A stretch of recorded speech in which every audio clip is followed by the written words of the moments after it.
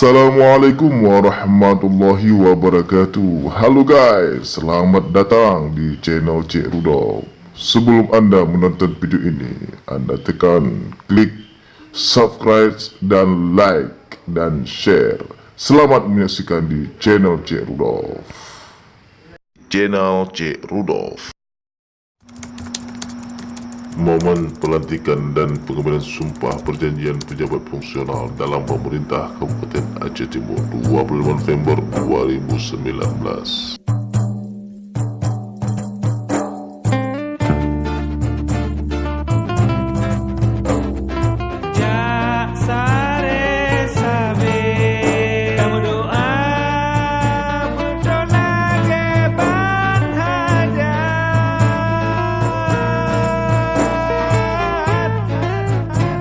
Jawab mbak yang mefom, juk tanggung mbak yang tegar. Nyapah but mesenambong, meho ujung ngon puncak.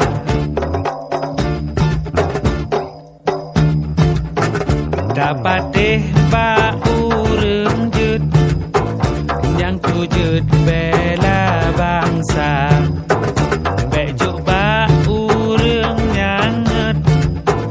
Lalu dengetan kerja, bek pilih salah sari, yang hanji turi bangsa.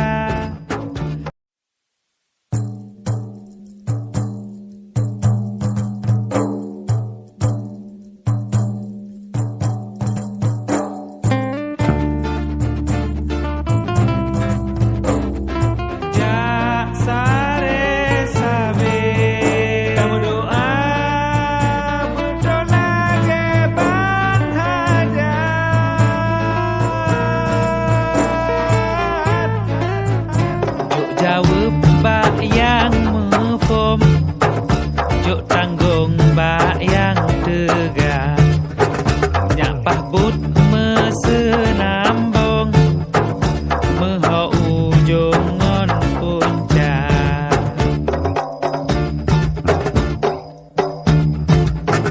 Dapat deh mbak ureng jut, yang tujut bela bangsa. Bek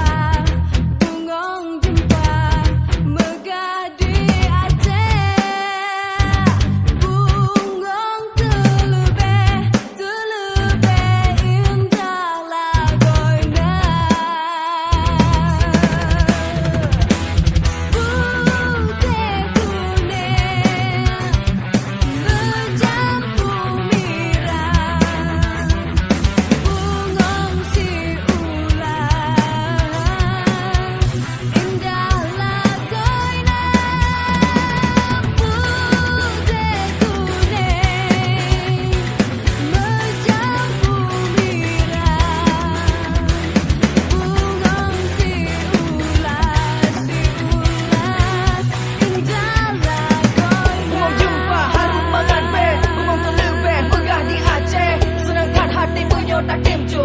Durung mau susun si onon angin beralur. Bungong jempangan hati tak jaga. Adat budaya budahnya bergagah. Mencampur warna putih kuning dan merah. Bungong yang megah indah lagoina.